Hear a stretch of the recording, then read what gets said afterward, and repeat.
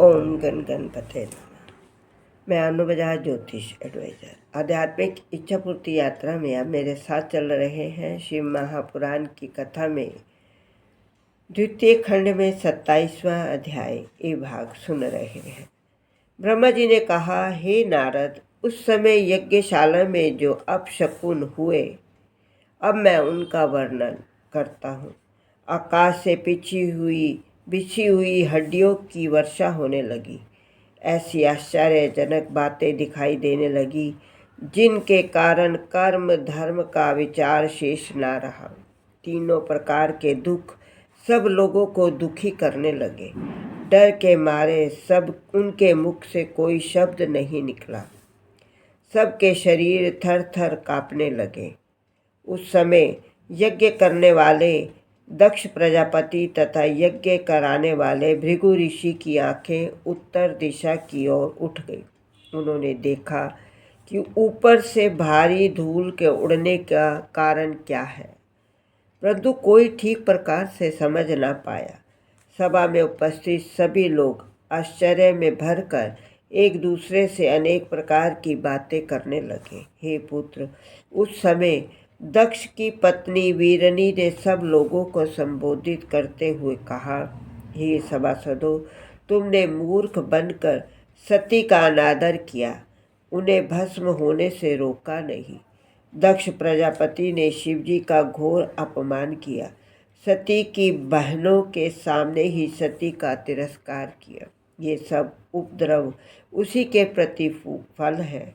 शिवजी का शत्रु कभी भी आनंद नहीं पा सकता। वह कुछ समय के लिए अपने मन को प्रसन्न कर ले, परंतु अंत में उसे नरगामी होना पड़ता है। अस्तु, तुम लोगों को अपने किए हुए पाप का फल अवश्य मिलेगा।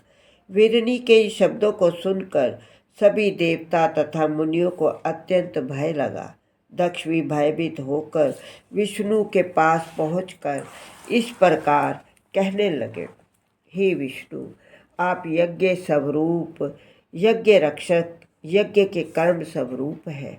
आपका कार्य भक्तों की रक्षा करना है। अस्तु, आप मुझे इस भय से छुड़ाइए। अपनी कृपा द्वारा यज्ञ को नष्ट होने से बचाइए। आप सच्चे स्वामी हैं। ये सुनकर विष्णु ने हंसते हुए कहा, हे दक्ष, जहाँ तक संभव होगा हम तुम्हारी रक्षा करेंगे, परंतु तुमने शिवजी से शत्रुता स्थापित कर स्वयं भी संकट का आवाहन कर लिया। तुमने प्रलय काल एवं जगत स्वामी शिवजी के साथ वैर करके अच्छा नहीं किया।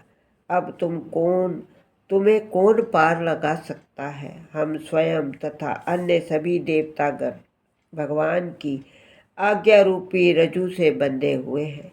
संसार में उनके समान बलवान अन्य कोई नहीं। कोई सहस्त्रों उपाय भी क्यों न करे, परंतु शिवजी की कृपा के बिना किसी को कर्म का फल नहीं मिलता। जिस स्थान पर पूजा करने योग्य शिवजी की पूजा नहीं की जाती, वहाँ कोई भी कार्य सिद्ध नहीं होता। जो देवता पूजा करने योग्य नहीं, उसकी पूजा करने से दरिद्र, मृत्यु, भय, ये तीनों उपद्रव होते हैं। शिव महापुराण की कथा का अगला वीडियो देखने के लिए आप मेरा अगला वीडियो देखिए। ओम नमः शिवाय।